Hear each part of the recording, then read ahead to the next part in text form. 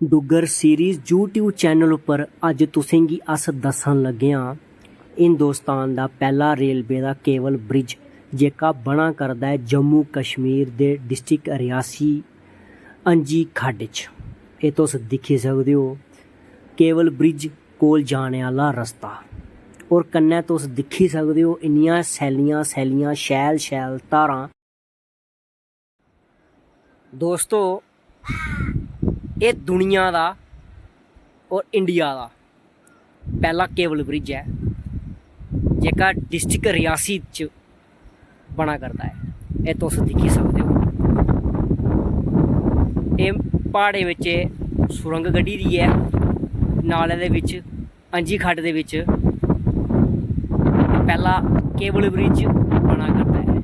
इत्थुआं जेह्कड़ी जम्मू श्रीनगर ट्रेन जानी है एह् तुस दिक्खी सकदे हो किन्ना शैल